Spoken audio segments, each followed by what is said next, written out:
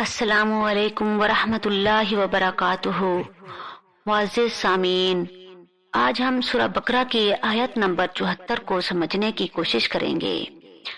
اب جو الفاظ آ رہے ہیں وہ بہت سخت ہیں، لیکن ان کو پڑھتے ہوئے ہمیں اپنا موازنہ ضرور کرنا چاہیے۔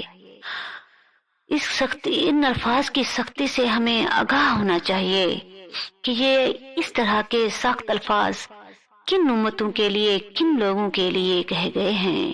ثم قست قلوبکم من بعد ذلک، اس کے بعد تمہارے دل سخت ہو گئے جب دین میں ہیلے بہانے ڈھونڈے جانے لگے۔ جب اللہ کو دھوکہ دینے کی کوشش کی جائے تو اس کا جو نتیجہ نکلتا ہے وہ دل کی سختی ہے۔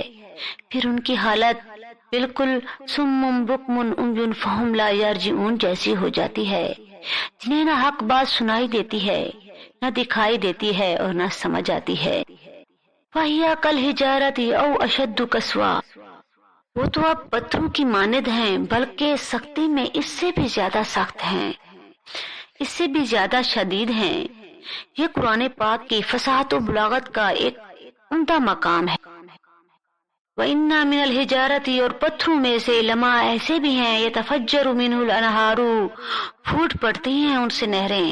وَإِنَّ، اور بے شک، مِنْهَا، ان میں سے، لما ایسے بھی ہیں، يَشَقَّقُ، پھٹتے ہیں تو فَيَخْرُجُ مِنْهُ الْمَاءُ، تو نکل آتا ہے ان سے پانی۔ وَإِنَّ، اور بے شک، مِنْهَا، ان میں سے، لما ایسے بھی ہیں، يَهْبِطُ، گر پڑتے ہیں، مِنْ خَشْيَةِ اللَّهِ، اللہ کے ڈر سے۔ فَمَا اللَّهُ، اور نہیں ہے اللہ تعالیٰ، بِغَافِلٍ، غافل، اما اس چیز سے، تعملون، جو تم کر رہے ہو۔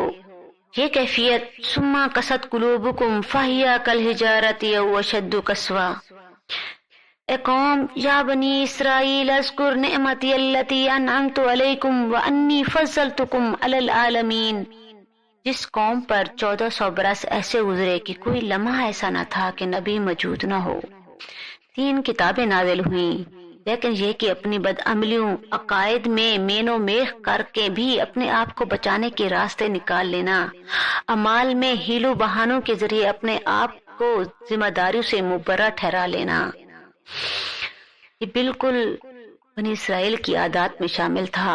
اور آج کے دور میں اگر ہم دیکھیں تو وہی کچھ ہو رہا ہے۔ علماء حق، علماء دین سب کچھ سمجھتے اور جانتے ہوئے بھی خود کو اپنی ذمہ داریوں سے مبرہ کیے ہوئے ہیں، لوگوں کو مختلف دھڑوں میں بانٹ کر اپنی اپنی دنیا سنوارنے کے چکر میں ہیں، ہیلے بہانے کر کے اپنی ذمہ داریوں سے آزاد ہوئے بیٹھے ہیں۔ اللہ تعالی ہماری امت کو بھی دل کی سختی سے بچائے اور ہم سب کو حق کو پہچاننے کی توفیق عطا فرمائے۔